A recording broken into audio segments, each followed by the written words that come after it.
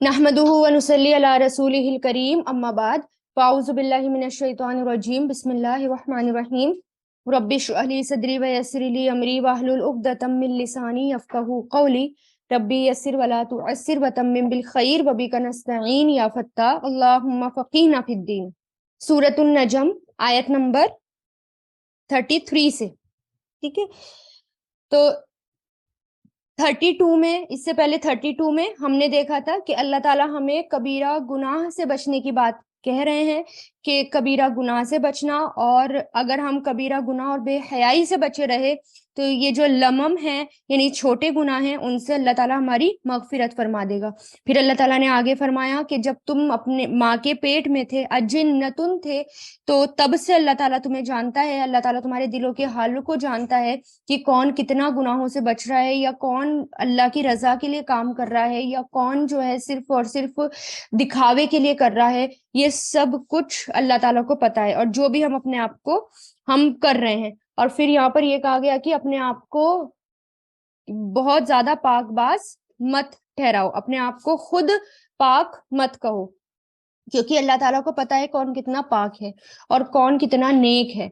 और नेकी का दावा हम किसी के लिए भी नहीं कर सकते कि वो इतना नेक है। सिर्फ और सिर्फ हम क्या कर सकते हैं, अपना गुमान, कि मेरे ख्याल में मेरा मेरा गुमान उसके बारे में ऐसा है, मेरा ख्याल उसके बारे में ऐसा है।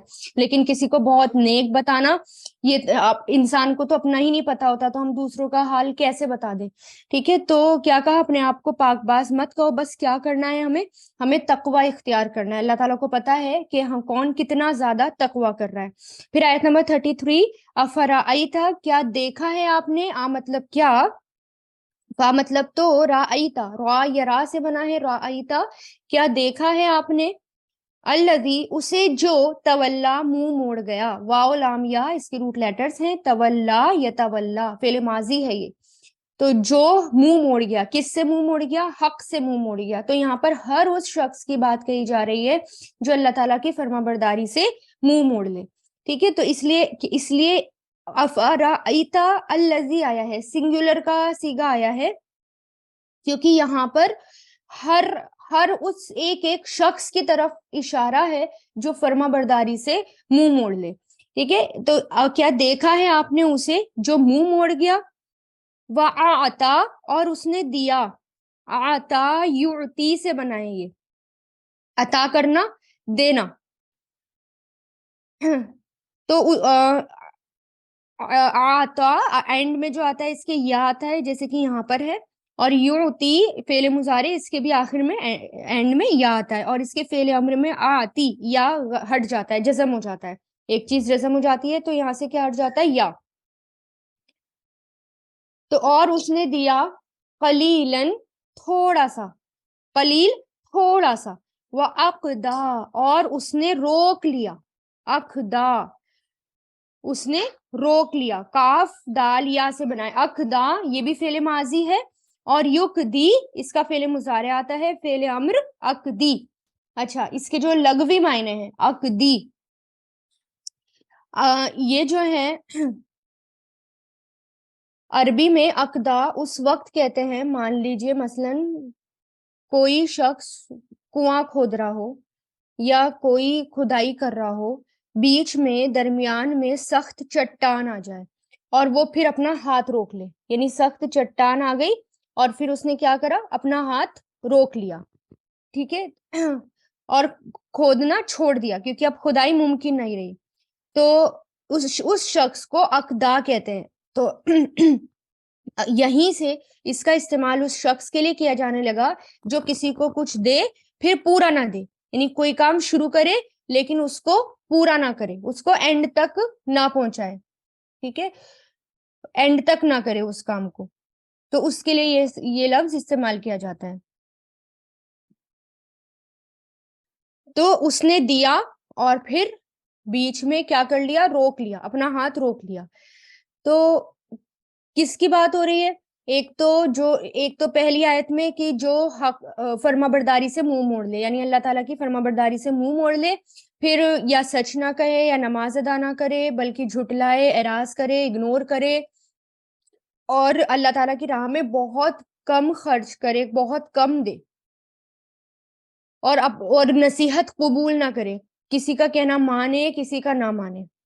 تو اس شخص کی بات ہو رہی ہے، اس کی طرف اشارہ ہے کہ اس نے دیا پھر ہاتھ روک لیا، یعنی کنجوس ہو گیا، یعنی خرچ کرتے کرتے کیا کرا اس نے، اپنا ہاتھ روک لیا. تو ہر اس شخص کی طرف اشارہ ہے یہاں پر. تو جیسے کہ حدیث میں آتا ہے نا، آپ صلی اللہ علیہ وسلم نے فرمایا اے بلال خرچ کرو اور عرش والے سے فقیر بنا دینے کا ڈر نہ رکھ. خود ہے نا، یعنی تم خرچ کرو عرش والے سے، یعنی اس بات کا ڈر مت کرو، اس بات کا ڈر مت رکھو اپنے دل میں کہ وہ تمہیں غریب بنا دے گا، اس بات کا خطرہ نہ رکھو کہ وہ تمہیں مخلص بنا دے گا. تو ہم کیا کرتے ہیں، مان لیں ہم نے خرچ کیا اور پھر بیچ میں ہاتھ روک لیا، یا ہم خرچ کر رہے ہیں، کچھ دن ہم نے صدقہ کرنا شروع کرا اور پھر ہمیں لگا کہ نہیں اب تو ہمارے پاس ہے نہیں، اب تو میرا بینک بیلنس کم ہو جائے گا، اب تو میں تو خالی ہاتھ رہ جاؤں گی، ہے نا. تو کیا کرا، اب ہم نے اپنا ہاتھ روک لیا، کیا کرا، کنجوسی پر اترا، کنجوسی کرنے لگے. تو اس کی طرف اشارہ ہے. کیا کہہ رہے ہیں اللہ تعالیٰ اس کے بارے میں، عندہ، کیا اس کے پاس ہے، مطلب کیا، اندہ مطلب پاس، ہو اس کے پاس ہے، علم الغیبی، علم غیب کا، یعنی چھپی ہوئی باتوں کا، فہوا تو وہ یرا دیکھ رہا ہے، را یرا تو وہ دیکھ رہا ہے، یعنی کیا اس کے پاس ہے غیب کا علم اور وہ دیکھ رہا ہے، کہ کیا اس نے چھپی ہوئی باتوں کو دیکھ لیا ہے، کیا اس کے پاس کوئی چھپی ہوئی باتوں کا علم ہے. یعنی یہاں پر اللہ تعالیٰ فرما رہے ہیں کہ اس نے اپنا ہاتھ روک لیا، کیا اس کے پاس غیب کا علم ہے جس سے اس نے جان لیا کہ اگر میں اپنا مال جو ہے اللہ کی راہ میں دوں گا تو خالی ہاتھ رہ جاؤں گا، ہے نا. تو یعنی کیا ہوتا ہے، بلکہ صدقے سے، نیکی سے، بھلائی سے کنجوس نہیں، یعنی انسان جو ہے وہ کنجوس نہ ہو، وہ یہ نہ سوچے کہ میں جو ہے غریب ہو جاؤں گا، ہے نا. تو یہی کہہ رہے ہیں اللہ تعالیٰ کہ اس کے پاس چھپی ہوئی باتوں کا علم ہے، کہ وہ دیکھ رہا ہے کہ اس نے اللہ کی راہ میں خرچ کیا اور وہ فقیر بن گیا، ایسا ہے نہیں. ام یا لم نہیں، یونبا وہ خبر دیا گیا، نبا یونبئو سے بنا ہے یہاں پر، ہے نا. یونبا یونبی ہوتا ہے نا فعل مضارع، اور یہاں پر کیا ہے، یونبا ہے، یہاں پر پیش اور زبر کا کمبینیشن ہے سیکنڈ لاسٹ، تو مضارع مجہول، کہ وہ خبر دیا گیا، بما اس کی جو، اچھا مضارع مجہول ہے اور لم کی وجہ سے یہاں پر جزم ہے، اور لم کی وجہ سے ماضی مجہول میں معنی ہو رہے ہیں. نہیں وہ خبر دیا گیا، بما اس کی جو، فی صحفی صحیفوں میں ہے، موسیٰ علیہ السلام کے صحیفوں میں ہے. یعنی اب یہودی تھے یا کچھ لوگ تھے، وہ صرف کیا مانتے تھے، بائبل کو مانتے تھے، اللہ تعالیٰ کی کتاب، ٹھیک ہے، تورات کو مانتے تھے. تو اور وہ تو یہاں پر انہی کی طرف اشارہ ہے. اللہ تعالیٰ یہاں پر یہ کہہ رہے ہیں کہ کیا انہوں نے اس بات کی خبر ان کو کیا موسیٰ علیہ السلام کے صحیفوں میں ملی، یعنی ان کے پاس تو اور بھی آسمانی کتابیں ہیں، تو جو اور بھی آسمانی کتابیں ہیں ان میں کیا انہوں نے دیکھا کہ جو موسیٰ علیہ السلام پر نازل ہوئی کتاب یا ابراہیم علیہ السلام پر جو کتاب نازل ہوئی، کیا یہ بات اس کتاب میں لکھی ہوئی ہے کہ وہ اللہ تعالیٰ کے راہ میں خرچ کریں گے، غریب ہو جائیں گے، یا ان کو اللہ تعالیٰ کی نافرمانی کرنی ہے، کیا یہ بات جو ہے اور صحیفوں میں لکھی ہوئی ہے، ان کو پتہ ہے اس بارے میں، یعنی نہیں. تو ایک طرح سے ان سے اللہ تعالیٰ سوال کر رہے ہیں، کوشچن کر رہے ہیں کہ یہ تو تم کر رہے ہو، نافرمانی کر رہے ہو، اللہ کی راہ میں خرچ نہیں کر رہے، کیونکہ ہے نا جب ان سے کہا جاتا تھا نا زکوٰۃ دینے کے لیے یا اللہ کی راہ میں خرچ کرنے کے لیے، تب نہیں دیتے تھے، وہ بالکل منہ موڑ لیتے تھے. اور پھر آج بھی دیکھیں ہمارا ہاتھ جو ہے سب سے زیادہ خرچ کرنے میں رک جاتا ہے.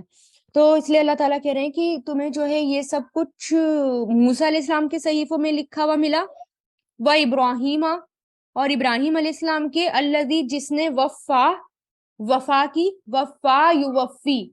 وفا کی مطلب جنہوں نے پورا کیا.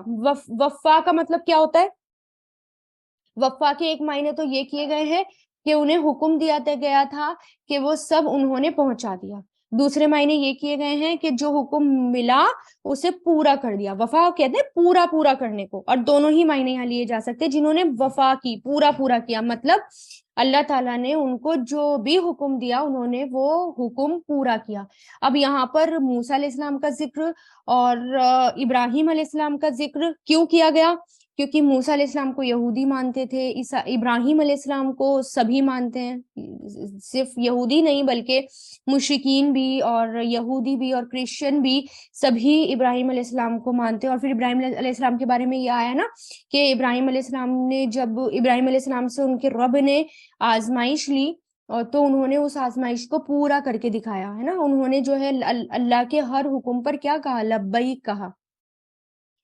تو ہر حکم پر انہوں نے جب بھی اللہ تعالیٰ نے انہیں پکارا انہوں نے کیا کہا کہ میں حاضر ہوں۔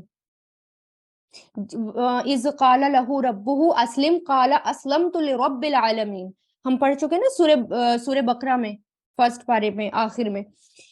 تو جب بھی ان کے رب نے کہا کہ فرما بردار بن کر آ جاؤ تو انہوں نے کیا کہا کہ میں حاضر ہوں۔ تو اس لیے کیا کہا کہ جس نے وفا کی، جس نے پورا کیا، یعنی کیا ابراہیم علیہ السلام نے ایسا کیا تھا؟ کیا انہوں نے نافرمانی کی تھی اللہ تعالیٰ کی؟ کیا انہوں نے خرچ کرنے سے اپنے ہاتھوں کو روکے رکھا؟ نہیں، بلکہ انہوں نے تو اپنے رب کا ہر حکم مانا۔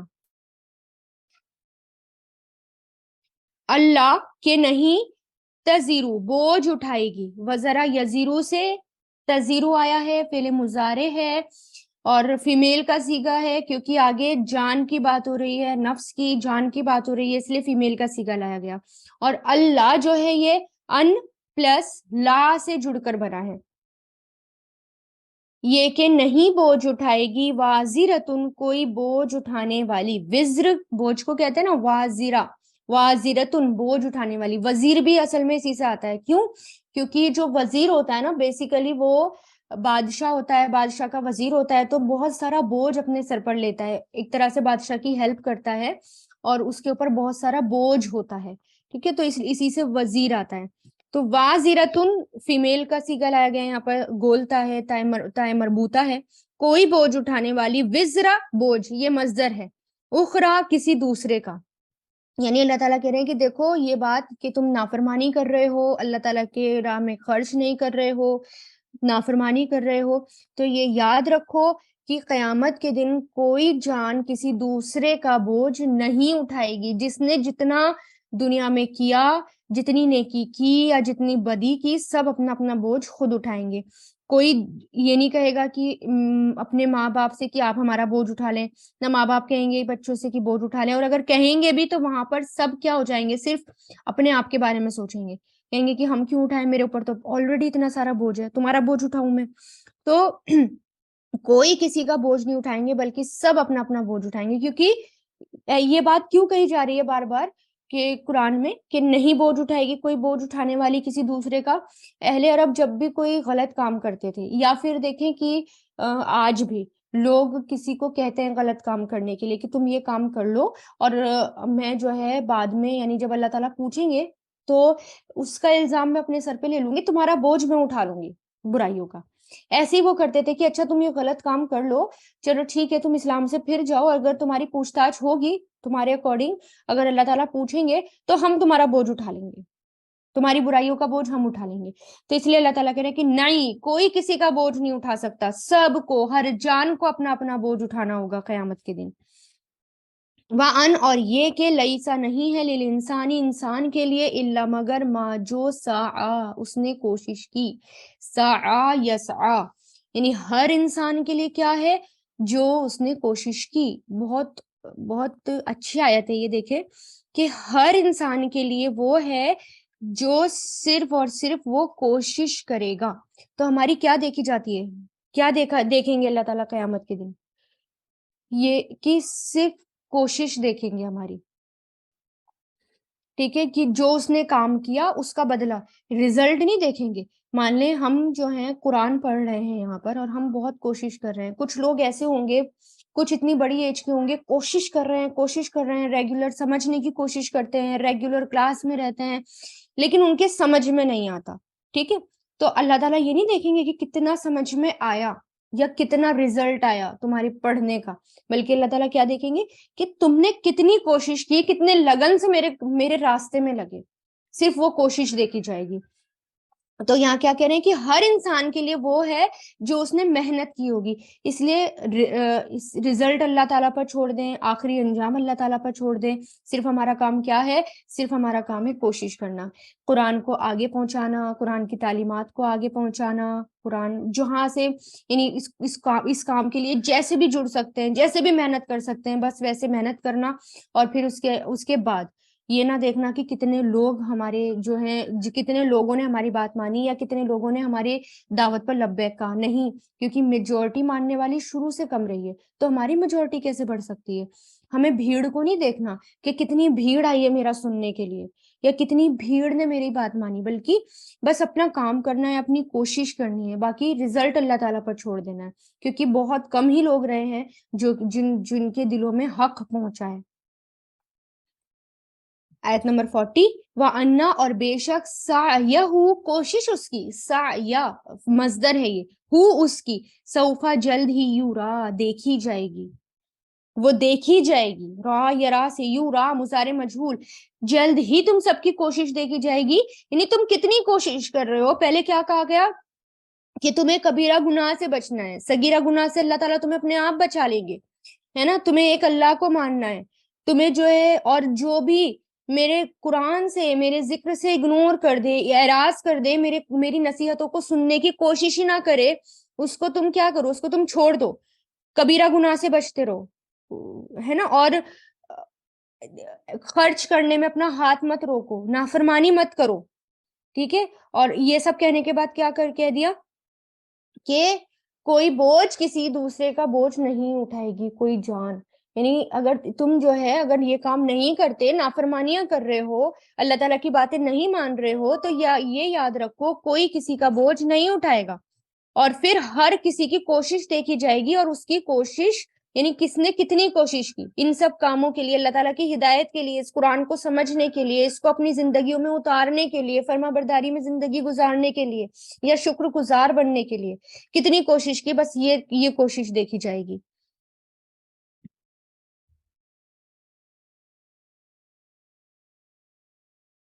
ثم پھر، یجزاہ بدلہ دیا جائے گا اسے، جزا یا جزی سے بنا ہے، یجزاہ بدلہ دیا جائے گا اسے، الاوفا پورا پورا، یعنی جو بھی اس نے کیا اس کو پورا پورا بدلہ دیا جائے گا. یعنی جتنی کوشش کی اتنا بدلہ دیا جائے گا. پھر یہ بات اللہ تعالیٰ کہہ رہے ہیں، یعنی رائی کے دانے کی برابر بھی کوشش کی ہوگی نا، تو اس کا اتنا ہی بدلہ دیا جائے گا. اوفا کس سے بنا ہے؟ وفا سے بنا ہے نا، جیسے ہم نے وفا والا ورڈ پڑھا تھا، یہاں پر آ گیا اوفا پورا پورا. وَأَنَّا اور بے شک اِلَىٰ رَبِّكَ آپ کے رب کی طرف ہی، منتہا انتہا ہے، آخری حد ہے. دیکھیے اچھا، کوشش کے سلسلے میں ایک بات یہ بھی یاد رکھیں کہ صرف کیونکہ اللہ تعالیٰ کہہ رہے ہیں کہ ابراہیم، کیا تم جو ہے تم نے ابراہیم علیہ السلام کے صحیفوں میں پڑھا کہ کبھی انہوں نے نافرمانی کی تھی، یا موسیٰ علیہ السلام کے صحیفوں میں پڑھا کہ انہوں نے کبھی نافرمانی کی تھی؟ بلکہ وہ تو فرمانبردار بندے تھے اللہ تعالیٰ کے. اور پھر کوشش کرنا، جیسے ترمذی میں ایک حدیث میں آتا ہے، حدیث قدسی میں، کہ اللہ تعالیٰ کہتے ہیں اے ابن آدم، اول دن میں تو میرے لیے 4 رکعت نماز ادا کر لے، میں آخری دن تک تیری کفایت کروں گا. یعنی تو صرف یہ کام کر، اور تو شام تک میں تیری کوشش میں تیری جو ہے کفایت کرتا رہوں گا، تیری ہیلپ کرتا رہوں گا ہر کام میں. ٹھیک ہے، تو نماز پڑھیں اور پھر اللہ تعالیٰ کے لیے کوشش کرتے رہے.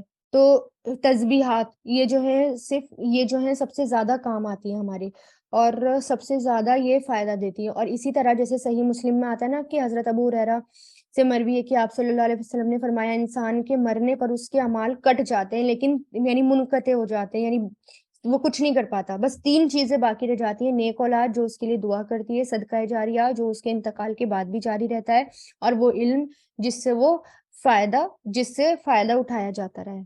وہ بس یہ 3 چیزیں جو ہیں چلتی رہتی ہیں، اینڈ تک چلتی رہتی ہیں. تو کیا کرے انسان، انہی سب چیزوں کے لیے کوشش کرے، اپنی اولاد کو نیک بنانے کے لیے علم حاصل کرے اور علم کو پھیلانے کی کوشش کرے۔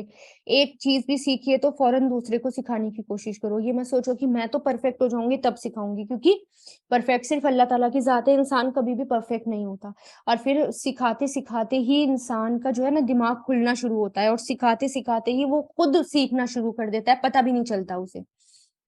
وَأَنَّا، اور بے شک اِلیٰ رَبِّکَ، آپ کے رب کی طرف ہی، منتہا، انتہا ہے۔ منتہا کس کو کہتے ہیں؟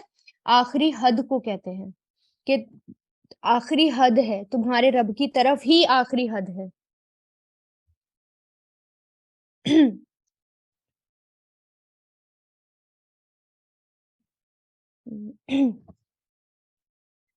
یعنی آخری حد ہے تمہارے رب کی طرف، مطلب کیا ہے اس کا؟ کہ اچھا، یہ انتہا اور ینتہی سے بنا ہے، انتہا ینتہی، فائنل گول، نون ہا یا سے اس کے روٹ لیٹرز ہیں۔ تو یعنی تمہیں اینڈ میں کہاں جانا ہے؟ اپنے رب کے پاس لوٹ کر جانا ہے۔ تمہاری آخری انتہا، آخری حد کیا ہے؟ تمہارا رب۔ یعنی تم جو بھی کر رہے ہو، جتنی کوشش کر رہے ہو، وہ سب کرتے جاؤ، اور اینڈ میں تمہیں کہاں جانا ہے؟ اپنے رب کے پاس جانا ہے، خدا کی طرف جانا ہے۔ قیامت کے دن سب کو اسی کے سامنے پیش کیا جائے گا۔ جیسے کہ آتا ہے نا حضرت معاذ کے بارے میں، حضرت معاذ رضی اللہ تعالیٰ عنہ نے قبیلہ بنی عود میں خطبہ پڑھتے ہوئے فرمایا کہ اے بنی عود، میں خدا کے پیغمبر کا قاصد ہوں، یعنی میسنجر ہوں، میسنجر بن کر تمہاری طرف آیا ہوں۔ تم یقین کرو کہ تم سب کا لوٹنا خدا کی طرف ہے، پھر یا تو جنت میں پہنچا دیے جاؤ گے یا پھر جہنم میں دھکیل دیے جاؤ گے۔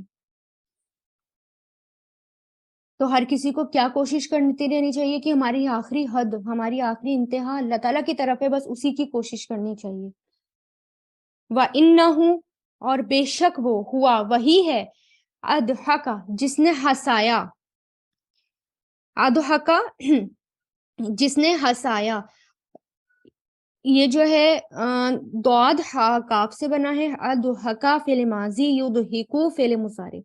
تو اس نے ہنسایا، وہ اب کا، اور اس نے رلایا، اب کا فعل ماضی، یب کی فعل مضارع، اب کی فعل امر آتا ہے اس کا، آخر میں یا ڈراپ ہوتا ہے فعل امر میں، اور با کافیہ اس کے روٹ لیٹرز ہیں، اور اسی نے رلایا، یعنی ہنسانا اور رلانا یہ سب کس کا؟ اللہ تعالیٰ۔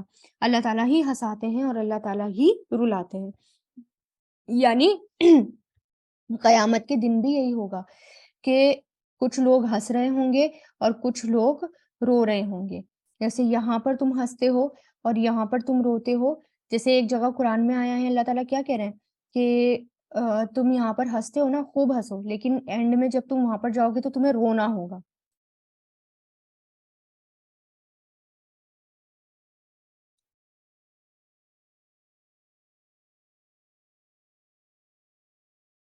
اور پھر ہنسنا اور رونا یہ سب کس نے رکھا ہمارے اندر؟ یہ اللہ تعالیٰ نے رکھا۔ اللہ تعالیٰ نے ہی ہمیں رونا بھی سکھایا، اللہ تعالیٰ نے بھی ہمیں ہنسنا سکھایا۔ اب ہمارے اوپر ہے کہ کس پہ ہم ہنستے ہیں یا کیسے ہم روتے ہیں۔ اللہ کی راہ میں روتے ہیں، اللہ کے لیے روتے ہیں، اللہ کو یاد کر کے روتے ہیں، یا پھر بندوں پر ہنستے ہیں۔ یہ سب کچھ اللہ نے سکھایا اور چھوڑ دیا ہمارے اوپر، راستے دکھا دیے اور ہمارے اوپر چھوڑ دیا کہ ہمیں کیا کرنا ہے۔ وَأَنَّهُ، اور بے شک وہ ہوا، وہی اماتا، وہی ہے اماتا جس نے موت دی، یعنی اماتا یمیتو، اماتا فعل ماضی، اس نے موت دی، وَأَحْيَا، اور اس نے زندہ کیا، احیا یحیی سے، اور اس نے زندہ کیا، یعنی وہی ہے جو موت دیتا ہے اور وہی ہے جو زندگی دیتا ہے۔ یہ کیوں کہا جا رہا ہے؟ کیونکہ ایک اللہ کو نہیں مانتے تھے، اللہ تعالیٰ کے ساتھ شرک کرتے تھے۔ جیسے کہ ایک حدیث میں آتا ہے، سنن کی ایک حدیث میں، کہ مخلوقات خدا میں غور و فکر کرو، یعنی اللہ تعالیٰ کی مخلوقات میں غور و فکر کرو، لیکن ذات خدا میں غور و فکر مت کرو، یعنی اللہ تعالیٰ کیسے ہوں گے، اللہ تعالیٰ کے ہاتھ یا یہ سب مت کرو۔ سنو، اللہ تعالیٰ نے ایک فرشتہ پیدا کیا ہے جس کے کان کی لو سے لے کر مونڈھے تک 300 سال کا راستہ ہے۔ پھر فرماتا ہے کہ بندوں میں ہنسنے اور رونے کا مادہ اور ان کے اسباب بھی اسی نے پیدا کیے ہیں جو بالکل الگ الگ ہیں، وہی موت اور زندگی دیتا ہے نا۔ پھر یہ والی آیت کی تلاوت کی، اور پھر کیا کہا کہ وَإِنَّهُ، اور بے شک وہی ہے، خلقا، اسی نے پیدا کیا، خلقا یخلقو سے، اور اسی نے پیدا کیا زوجینی جوڑوں کو، زوجین یعنی ہر کسی کے جوڑے، میل اور فیمیل، دن اور رات، کالا اور سفید، ہر چیز کے جوڑے. زکرا نر یعنی میل، والانسا اور مادہ یعنی فیمیل. میل اور فیمیل یعنی غور اور فکر کرو، اللہ کی تخلیق میں غور اور فکر کرو، اپنے آپ میں غور و فکر کرو، اور دیکھو وہی ہے جو ہنساتا بھی ہے، رلاتا بھی ہے، وہی ہے جو موت بھی دیتا ہے، زندگی بھی دیتا ہے، وہی ہے جس نے ہر کسی کے جوڑے بھی پیدا کیے. اور پھر کیا کہا؟ من نطفتن، کس سے؟ ایک نطفے سے، اذا جب تمنا، وہ ٹپکایا جاتا ہے. میم نون یا سے بنا ہے، امنا یمنی امنی، تو جب وہ ٹپکایا جاتا ہے یعنی سیمن ڈراپ جب وہ ٹپکائی جاتی ہے تو اسی نے اس سے پیدا کیا ہے. ٹھیک ہے. اور آپ یہ دیکھیں کہ یہ جو ہنسنا اور یہ رونا ہوتا ہے، ٹھیک ہے، یہ انسان کو ہی سکھایا ہے اللہ تعالیٰ نے. جانوروں کے اندر آپ دیکھیں گے کہ ان کو ہنسنا نہیں آتا، روتے تو ہیں لیکن ہنسنا نہیں آتا. آپ ان کے سامنے اچھی غذا رکھ دیں، they don't know how to smile, انہیں نہیں پتا ہمیں کیسے ہنسنا ہے. نہ چڑیا کو، نہ کبوتر کو، نہ کتے کو، نہ بلی، نہ گائے، نہ بھینس، کسی کو بھی نہیں آتا. عام طور پر آپ ان کو روتے ہوئے بھی یعنی زیادہ تر روتے ہوئے بھی نہیں دیکھتے، بہت کم دیکھتے ہیں روتے ہوئے. لیکن انسان کے اندر اللہ تعالیٰ نے جذبات رکھ دیے ہے نا، اور پھر یہ بھی اللہ تعالیٰ کی نعمت ہے.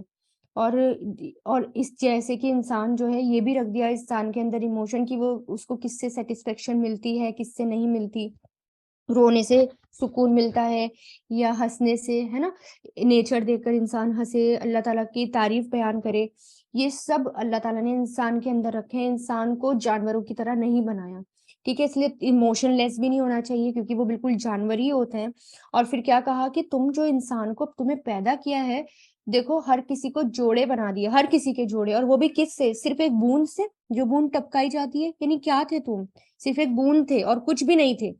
وَأَنَّ، اور بے شک، علیہ، اسی پر ہے، انشاءتا، پیدائش، نشو نما ہوتا ہے نا، پیدائش، الاخرى، دوسری مرتبہ بھی، اخرى دوسری بار. آخرت بھی اسی لفظ سے آتا ہے نا، آخرت کیونکہ دوبارہ ہوگی، دوبارہ سب کچھ ہوگا. آخرت میں ایک نئی دنیا ہوگی، ایک نئی زمین ہوگی.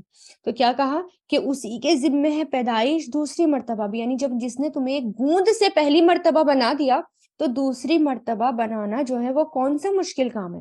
پہلی زندگی کی ساری باتیں کر کے، یعنی پہلے تو اللہ تعالیٰ نے ساری باتیں کر دی، پھر اللہ کی قدرت بھی ظاہر کر دی، پھر کیا فرما دیا کہ یہ تو دوسری بار بھی پیدا کرنا بھی اسی کے ذمے ہے جس نے پہلی بار کیا. جس نے پہلی بار تمہیں اتنا کچھ دیا، دوسری بار بھی وہی کرے گا. وَأَنَّهُ، اور بے شک وہ ہوا وہی ہے، اغنا، اس نے غنی کر دیا. اغنا یغنی سے غنی کرنا، بے نیاز کرنا، اور وہی ہے جس نے غنی کر دیا. وَأَقْنَا، اور اس نے مالدار بھی بنا دیا. اقنا، قاف نون یا سے بنا ہے یہ، اقنا یقنی، اور اس نے مالدار بھی بنا دیا، مال والا بھی بنا دیا. اکثر مفسرین کہتے ہیں کہ اس نے مال دیا اور غلام دیے، اس نے دیا اور خوش ہوا، اس نے غنی بنا دیا. مخلوق کو جو ہے کیا کر دیا؟ جتنا چاہا دے دیا. کسی کو غریب بنا دیا، کسی کو امیر بنا دیا. یہ سب کس کے حکم سے ہوا؟ یہ سب کچھ اللہ تعالیٰ نے کیا. اور یہ کیا ہے؟ یہ جو ہے کس لیے ہوا ہے؟ تاکہ اللہ تعالیٰ دیکھیں، اور آزمائش ہے ہماری کہ کون کتنا اس پر شکر گزار ہے یا کون کتنا فرما بردار ہے اور کون کتنا ناشکرا ہے. تمہارے مال اور تمہارے رزق بھی کس کے ہاتھ میں؟ سب اللہ تعالیٰ کے ہاتھ میں. اللہ تعالیٰ کہہ رہے تمہیں میں مال دیتا ہوں، تمہیں میں رزق دیتا ہوں، سب میرے ہاتھ میں، اس لیے اسی کی طرف توجہ کرو. یہ سب بتانے کا مقصد کیا ہے کہ ان سارے حالات اور موقع پر اپنے رب کی طرف رجوع کرو. مال ملے یا فقیری آئے یا پھر اللہ تعالیٰ دے، تو ہر حال میں کیا کرو؟ اللہ تعالیٰ کی طرف رجوع کرو. وَإِنَّهُ، اور بے شک وہی ہے، ہوا وہی ہے، ہو بھی آ گیا اور ہوا بھی آ گئی، دونوں ہوا کی ضمیر بھی آ گئی. تو کیا کہا گیا کہ وہی ہے رب الشعرا، رب شعرا ستارے کا. شعرا کیا ہے؟ یہ الشعرا، شیرا ستارے کا مالک. شیرا ستارے کو کہتے ہیں جس کو عرب کے لوگ پوجا کرتے تھے، ہے نا، شین عین را سے بنا ہے، یہ ایک ستارے کا نام ہے۔ بعض قبیلے تھے یہ اس کو پوجا کرتے تھے، اور یہ کب ہوتا تھا؟ جب موسم بہار کی شروعات ہوتی تھی، اس کی شروع میں یہ کام کرا کرتے تھے، اس کو بہت مبارک سمجھتے تھے، بہت سے تجارت وغیرہ بزنس وغیرہ یہ جو ہیں اسی کے اکارڈنگ کیا کرتے تھے۔ تو اللہ تعالیٰ کیا کہہ رہے ہیں کہ وہی شیرا جو ستارہ ہے نا وہی اس کا مالک ہے، اللہ تعالیٰ اسی کا مالک ہے۔ اور اس کو جو ہے جیسے کہ ابن کثیر میں آتا ہے کہ اس کو مرزم الجوزا بھی کہا جاتا ہے، ٹھیک ہے۔ تو تم جو ہے اس کو پوجتے ہو، اس کو مت پوجو، بلکہ وہ اس ستارے کا بھی مالک ہے۔ تم سمجھتے ہو اس ستارے کو تم مبارک سمجھتے ہو، اس ستارے کے اکارڈنگ تم اپنا کام کرتے ہو، اس ستارے کو جو ہے تم اپنا خدا مانتے ہو، بلکہ اللہ تعالیٰ ہی ہے جس نے تمہیں بھی پیدا کیا، اور تمہیں پیدا کرنے کے بعد سب کچھ سکھایا بھی، اور تمہیں دیا بھی، غنی بھی کر دیا۔ وَإِنَّهُ، اور بے شک وہ وہی ہے، اہلکا، جس نے ہلاک کر دیا، اہلکا یہلکو سے آدھا آد الاولا، آدھے اولا کو، جس نے ہلاک کر دیا آدھے اولا کو۔ آدھے اولا کس کو کہا گیا ہے؟ آدھے اولا جو ہے اس کو اس لیے کہا گیا ہے یہ سمود سے پہلے ہوئی، یا اس لیے کہ قوم نوح کے بعد سب سے پہلے یہ قوم ہلاک کی گئی۔ بعض کہتے ہیں کہ عاد نامی 2 قومیں گزری ہیں، یہ پہلی ہے جس پہ عذاب آیا تھا اللہ تعالیٰ کا اور اس کو ہلاک کر دیا گیا تھا۔ بہرحال الگ الگ رائے ملتی ہیں جو بھی ہے، لیکن یہ بھی عاد اولا کیا ہے؟ یہ عاد کا ہی نام ہے، عاد اولا۔ اور عاد ثانیہ جو ہے، بعض کہتے ہیں عاد ثانیہ جو ہے وہ سمود کو کہتے ہیں، ٹھیک ہے۔ تو اب یہاں پر کیا ہے کہ تم جو ہے ستارے کی پوجا مت کرو، اور اس نے ہی تمہیں، یعنی دیکھو کہ قوم عاد کیا کرتی تھی، عاد اولا کیا کرتی تھی، وہ بھی شرک کرتی تھی، اور ان کا انجام کتنا برا ہوا، ان کے ساتھ کیا ہوا، اللہ تعالیٰ نے ان کو ہلاک کر دیا، ان کی بربادی آ گئی۔ تو دیکھیں اس سے کیا پتہ چلتا ہے کہ اگر ہم گھٹتا چاند، بڑھتا چاند، ڈوبتا ستارہ، ڈوبتا چاند، ان سب کو مانتے ہیں تو یہ کیا ہے؟ یہ شرک ہے۔ یہ سب شرک میں آتا ہے کہ ہم جو ہیں ہم مسلمان بھی جو ہیں شادیوں کی تاریخ جو ہے کس کے اکارڈنگ رکھتے ہیں کہ ارے نہیں نہیں، یہ تو چاند کی ڈوبتی ہوئی تاریخ ہے، اس میں جو ہے شادیوں کی تاریخ نہیں رکھنی چاہیے، ورنہ یہ تو ہماری تو شادی ڈوب جائے گی، یعنی یہ تو برا ہو جائے گا، اپشگن ہو جائے گا۔ بالکل کیسے کس کے طریقے ہیں یہ؟ غیر مسلم کے طریقے، بالکل انہی کو جو ہے یعنی انہی کے طریقوں پر ہم چل رہے ہیں، اور جبکہ یہ شرک ہے۔ اللہ تعالیٰ کیا کہہ رہے ہیں کہ ستارے کا مالک بھی اللہ تعالیٰ ہے، تو وہ ستارہ یا وہ چاند کیسے ہمارا برا یا اچھا کر سکتا ہے جب اس کا مالک بھی اللہ تعالیٰ ہے؟ تو اب اللہ تعالیٰ کیا کہہ رہے کہ تم نے دیکھا عاد اولا کو اللہ تعالیٰ نے کیسے ہلاک کیا تھا؟ اب یہاں پر عرب کو بتایا جا رہا ہے، سب کو بتایا جا رہا ہے کہ سب آخرت کی طرف اشارہ، اور پھر بچنے کے لیے کہا گیا، اور پھر اللہ تعالیٰ کی قدرت کی اللہ تعالیٰ نے کیا کیا دیا، اور پھر کیا کہا کہ دیکھو جنس نے ان سب کو جھٹلا دیا، اللہ تعالیٰ کو جھٹلا دیا ہے نا، اللہ تعالیٰ کو نہ مانا، تو دیکھو ان کے ساتھ کیا ہوا، اللہ تعالیٰ نے انہیں ہلاک کر دیا۔ سمود، اور سمود کو دیکھو، فما، تو نہیں اب کا، اس نے باقی چھوڑا، اب کا یوب کی، یعنی اس کا نام و نشان بھی باقی نہیں رہا قوم سمود کا۔ وقوما، اور قوم نوح کو، من قبل، اس سے پہلے، وَإِنَّهُمْ، اور بے شک وہ کانو تھے، وہ ازلما، بہت ظالم، وَأَطْغَا، اور زیادہ سرگش، ازلما بہت ظالم، اور اطغا زیادہ سرکش، یعنی سرکشی کرنے والے۔ تو غین یا سے بنائے، جیسے اخبرو ہوتا ہے نا، ایسی ہے یہ اسم تفضیل۔ تو اس سے پہلے دیکھو قوم عاد کو دیکھو، قوم سمود کو دیکھو، قوم نوح کو دیکھو، ان سب قوم کو دیکھو کیا ہوا ان سب کے ساتھ، یہ سب برباد ہو گئی، یہ سب ہلاک ہو گئی، کیونکہ انہوں نے کیا کیا تھا؟ انہوں نے اللہ تعالیٰ کی نافرمانیاں کی تھی، اللہ تعالیٰ کو نہ مانا تھا انہوں نے۔ والمؤتفقہ، اور الٹ جانے والی بستی، مؤتفقہ افق سے بنائے، الف فا کاف، افق، کیونکہ افق اس جھوٹ کو بھی کہتے ہیں نا جو ہم باتوں کو بدل دیں، اور یا ہم اپنی طرف سے کوئی بات بنا دیں، وہ بھی جھوٹ ہوتا ہے۔ تو مؤتفقہ الٹ جانے والی، یعنی وہ ہوائیں جو زمین کو تلپٹ کر دیتی ہیں، زمین کو پلٹ دیتی ہیں، جس سے پیڑ ویڑ سب بھی اجڑ جاتے ہیں۔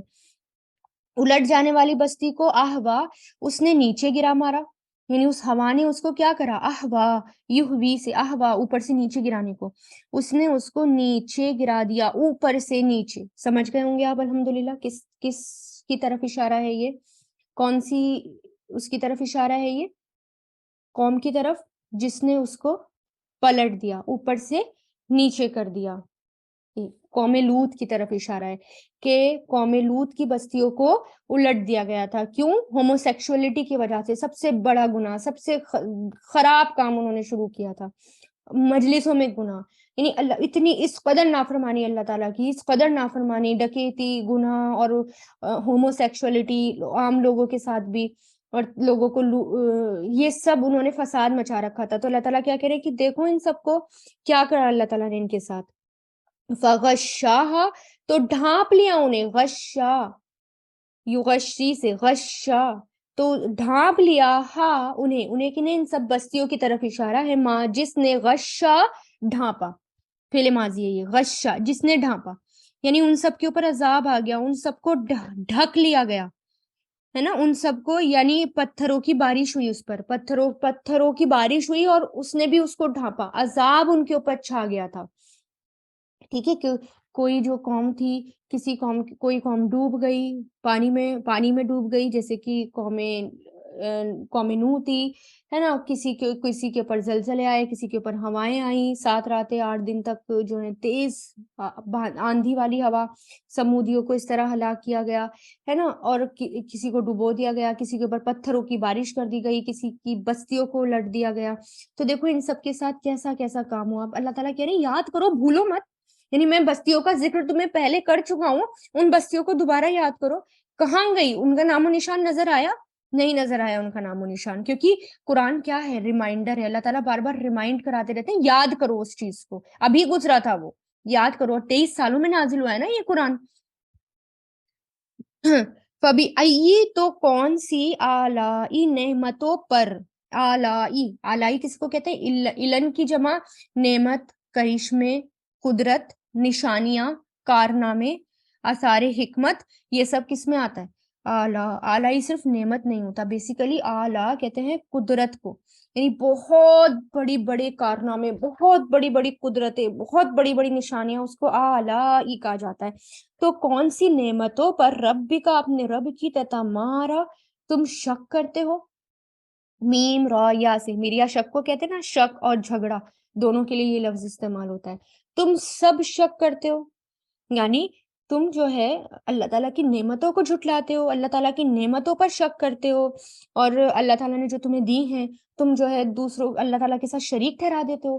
دیکھو ذرا اللہ تعالیٰ نے کیا کیا ان سب کے ساتھ جنہوں نے اللہ تعالیٰ کی نافرمانی کی تھی، نعمتوں کی نافرمانی کی تھی، اللہ تعالیٰ کو جھٹلایا تھا، ان کا کیا انجام ہوا. ہاضا، یہ نذیر، ایک ڈرانے والا ہے. کون؟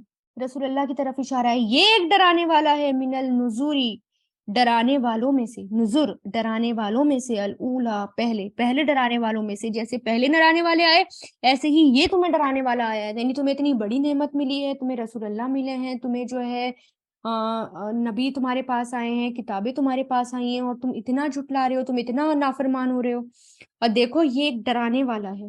نذیر عربی میں اسے کہتے ہیں مثلا ایک جماعت ہے جس میں سے ایک شخص ہے، یعنی ایک گروپ ہے، اس میں سے ایک شخص ہے جس نے کوئی ڈراؤنی چیز دیکھی ہو اور اپنی قوم کو، اپنے گروپ کو اس سے آگاہ، الرٹ کرنے کے لیے آیا ہے. یعنی ڈرو اور خوف کرو، یعنی ڈر اور خوف کی خبر سنانے والا آیا ہے. تو یعنی آپ صلی اللہ علیہ وسلم نے عذاب دیکھا ہے نا، جہنم کو دکھایا گیا رسول اللہ کو معراج پر، جنت دکھائی گئی. تو اس لیے کیا کہا گیا رسول اللہ کے لیے کہ یہ ڈرانے والا ہے، یہ انذار کرنے والا ہے، خبردار کرنے والا ہے. حدیث میں آتا ہے نا رسول اللہ کیا کہتے ہیں، میں تمہیں کھلا ڈرانے والا ہوں. تو کیا کہہ رہے ہیں اللہ تعالیٰ کی، یہ جو ہے نا جس کے بارے میں تم شک کر رہے ہو، اس کو کبھی جادوگر بتا رہے ہو، کبھی کاہن بتا رہے ہو، کبھی کچھ کہہ رہے ہو، کبھی کچھ کہہ رہے ہو، یہ دیکھو یہ ڈرانے والا ہے جو تمہیں سمجھاتا ہے، جو تمہیں ڈراتا ہے.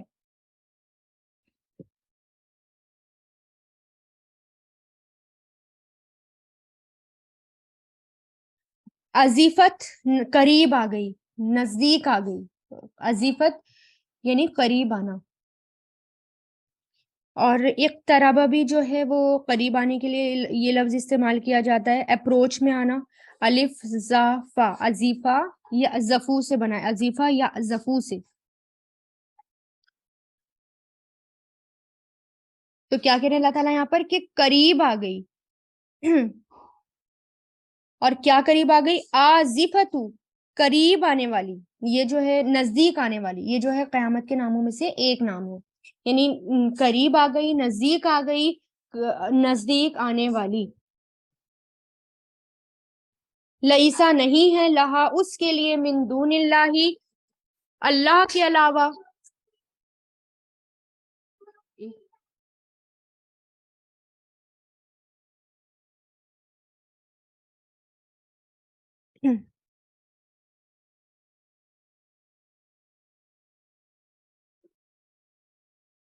تو ازیفہ کیا ہے؟ قیامت کے ناموں میں سے ایک نام ہے۔ قریب آ گئی، قریب آنے والی، یعنی قیامت جو ہے وہ قریب آ رہی ہے، یعنی بہت قریب آ گئی ہے۔ اب کیسے قریب آ گئی ہے؟ کہ رسول اللہ کہتے ہیں نا کہ اپنی دو انگلیاں جوڑ کے، ہے نا، کہ اور کیا کہا رسول اللہ نے کہ میں اور قیامت اتنے قریب ہیں، یعنی اب بیچ میں کچھ نہیں ہے، یعنی دو بڑی بڑی جو نشانیاں ہیں نا، دو بڑی بڑی نشانیاں، اس میں سے ایک نشانی ظاہر ہو گئی۔ اس کا مطلب کیا ہے کہ آپ صلی اللہ علیہ وسلم آ گئے اور اب دوسری بچی، اور وہ کیا؟ قیامت۔ بس اب قیامت آنے والی ہے۔ جیسے مسند احمد میں آتا ہے نا کہ آپ صلی اللہ علیہ وسلم نے فرمایا، لوگوں گناہوں کو چھوٹا اور حقیر جاننے سے بچو، سنو چھوٹے چھوٹے گناہ کی مثال ایسی ہے جیسے ایک قافلہ کسی جگہ اترا، سب ادھر ادھر چلے گئے اور لکڑیاں سمیٹ کر تھوڑے تھوڑا سے لے آئے، گویا ہر ایک کے پاس لکڑیاں ہیں، کم کم ہیں، لیکن جب وہ سب جمع کر لی جائیں تو ایک انبار لگ جاتا ہے جس سے دیگے کی دیگیں پک جاتی ہے۔ اسی طرح چھوٹے چھوٹے گناہ جمع ہو کر ڈھیر لگ جاتا ہے اور اچانک اس گنہگار کو پکڑ لیتا ہے اور ہلاک ہو جاتا ہے وہ، ہے نا۔ تو اس لیے اس کی مثال دی گئی۔ اللہ تعالیٰ ہمیں جو ہے نا چھوڑتے ہیں، اللہ تعالیٰ ہمیں جو ہے موقع دیتے ہیں کہ اب مان جاؤ، اب مان جاؤ۔ تو اللہ تعالیٰ کیا کہہ رہے ہیں کہ اب مان جاؤ، اب مان جاؤ۔ یہ چھوٹے چھوٹے گناہ بھی جو ہے نا ڈھیر بن جاتے ہیں۔ تو ہمیں جو ہے، اور پھر کیا کہا کہ قیامت قریب آ رہی ہے، پھر اس سے کیا ہوگا کہ قیامت قریب آ رہی ہے اور بہت زیادہ قریب ہے۔ اور رسول اللہ نے فرمایا نا، میری اور قیامت کی مثال ایسی ہے، پھر آپ نے اپنی شہادت کی اور درمیان کی انگلی اٹھا کر ان کا فاصلہ دکھا دیا۔ میری اور قیامت کی، میری اور پھر کیا کہا؟ میری اور قیامت کی مثال دو گھوڑوں کی سی ہے۔ میرے اور آخرت کے دن کی مثال ٹھیک اس طرح ہے جس طرح ایک قوم نے کسی شخص کو اطلاع لانے کے لیے بھیجا، اس نے دشمن کے لشکر کو بالکل نزدیک کی کمین گاہ میں چھاپا مارنے کے لیے تیار دیکھا، یہاں تک کہ اسے ڈر لگا کہ میرے پہنچنے سے پہلے ہی کہیں یہ نہ پہنچ جائیں، تو وہ ایک ٹیلے پر چڑھ گیا اور وہیں کپڑا ہلا ہلا کر انہیں اشارے سے بتا دیا کہ خبردار ہو جاؤ، دشمن جو ہے وہ موجود ہے، سروں پر موجود ہے، بس میں ایسا ہی ڈرانے والا ہوں۔ یعنی اتنا قریب ہے قیامت کے کہ لوگوں کو ڈرانے کے لیے وہاں جانے کا بھی موقع نہیں مل رہا، اور دور سے ہی کپڑا ہلا ہلا کر بتانا پڑ رہا ہے، دیکھو دیکھو دشمن اٹیک کرنے والا ہے، جلدی بچو جلدی بچو۔ ایسے کیا کہا جا رہا ہے کہ قیامت آنے والی ہے، جلدی بچو اس سے، جلدی بچ جاؤ، بہت قریب ہے وہ۔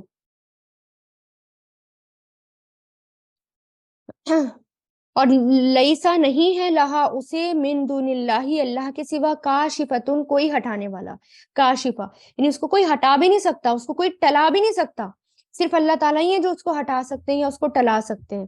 افامن، تو کیا جو، حاضا اس الحدیثی بات سے، تو کیا اس بات سے، تعجبون تم تعجب کرتے ہو، عجیبہ یا عجبو سے تعجبون یعنی اس بات کو تم عجیب سمجھتے ہو؟ کیونکہ کیا کہتے تھے مشرکین مکہ؟ قیامت آئے گی، اچھا ہم دوبارہ اٹھیں گے، دوبارہ سب کچھ ہوگا، ایک نئی زمین ہوگی، نئی عدالت ہوگی، اللہ تعالیٰ کے سامنے کھڑا ہونا ہے، ایسے کیسے ہو سکتا ہے؟ یہ تو بڑی عجیب سی بات ہے۔ تو اللہ تعالیٰ کہہ رہے ہیں اس بات پہ تم تعجب کرتے ہو، اس بات کو تم جو ہے ہنسی مذاق میں بنا رہے ہو، یعنی اس بات پر ہنسی مذاق کیا کرتے تھے نا وہ، قرآن پر طنز کرنا، آخرت کے بارے میں تعجب کرنا، ہے نا، اور رسول اللہ کے کا مذاق بنانا، مسلمانوں کا مذاق بنانا، یہ سب کام کرتے تھے۔ تو اللہ تعالیٰ کیا کہہ رہے ہیں، اس میں تم تعجب کرتے ہو، وَتَدْحَكُونَ تم ہنستے ہو، دہی کا یدحکو سے تدحکون، تم ہنستے ہو، کیونکہ وہ ہنسا کرتے تھے، رسول اللہ کا مذاق بنایا کرتے تھے مسلمانوں کے جب ان کو کوئی دعوت دیتا تھا تو ہنسا کرتے تھے. تو اللہ تعالیٰ کیا کہہ رہے، تم ہنستے ہو ولا تبکون، تم نہیں روتے، یعنی اتنی بڑی بات سننے کے بعد تم روتے نہیں ہو. لا تبکون، اب تو تم روتے بھی نہیں ہو. با کافیہ سے بکا یبکی سے بنائیے، لاسٹ میں یہ آتا ہے بکا یبکی، یعنی اتنی بڑی بات تمہیں سنائی جا رہی ہے، تمہیں قیامت کے بارے میں بتایا جا رہا ہے. قیامت کا تو ہولناک منظر اتنا خطرناک ہے، جیسے کہ آگے آئے گا، اتنا خطرناک منظر ہے قیامت کا کہ جب وہ آئے گی تو تم خوب روگے، اور اب تم ہنس رہے ہو اور تم روتے نہیں ہو. وَأَنْتُمْ، اور تم سامدون، تم غافل ہو، یعنی تم کیوں کر رہے ہو یہ، کیونکہ تم سامدون ہو، تم غافل ہو. سین میم دال سے، سمد سے ہے غفلت، بے فکری ہے نا. ایک معنی اس کا گانا بجانا بھی ہوتا ہے، مدہوش ہونا، گانا بجانا. حضرت ابن عباس فرماتے ہیں سمد گانے کو کہتے ہیں لغت کے اعتبار سے. آپ سے سامدون کے معنی کیے گئے اعراض کرنے والے، تکبر کرنے والے. حضرت علی اور حضرت حسن فرماتے غفلت کرنے والا. تو یعنی اس میں کیا ہے کہ جو غفلت کرے، بے پرواہی کرے، جو سمجھتا ہی نہ ہو، جو الرٹ ہی نہ ہو اس کے بارے میں. تو یہاں پر کیا کرے کہ تم غافل ہو اس بات سے، تمہیں ہوش ہی نہیں ہے کہ تم کس چیز کا مذاق بنا رہے ہو. یعنی دنیا کی رونقوں میں گم ہو کر قرآن سے غافل ہو رہے ہو، ہے نا. اور اور پھر اس میں دیکھیں کہ جو بھی چیز ہمیں غافل کر دے، دنیا کی رونقوں میں لگا دے، گم کر دے، آخرت سے غافل کر دے، اس کے لیے کیا آتا ہے کہ وہ سامدون ہے، یعنی وہ غافل ہونے والا ہے، وہ مدہوش ہو رہا ہے. تو غافل انسان کے لیے کہ تمہیں پتہ ہی نہیں، تم مدہوش ہو رہے ہو، دنیا میں کھوئے ہوئے ہو تم. فسجدو، تو سجدہ کرو، سجدہ یسجدو سے فسجدو، سجدہ کرو للہ، اللہ کے لیے، وعبدو، اور اس کی عبادت کرو. تو یہاں پر کیا کہہ رہے کہ عبدہ یعبدو سے، کہ تم جو ہے دنیا میں مدہوش ہو، دنیا میں کھوئے ہوئے ہو، تم کو تو کیا کرنا چاہیے، تمہیں تو سجدہ کرنا چاہیے، اللہ کے لیے عبادت کرنی چاہیے، اللہ کی عبادت کرو، اللہ کے لیے سجدہ کرو.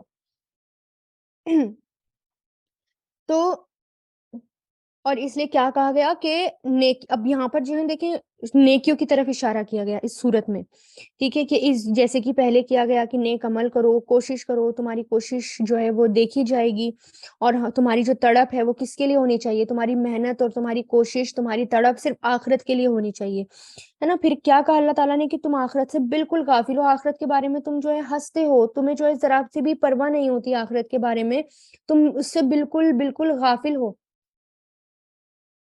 تو تمہیں کیا کرنا چاہیے، تمہیں تو سجدہ کرنا چاہیے اور اس کی عبادت کرنی چاہیے.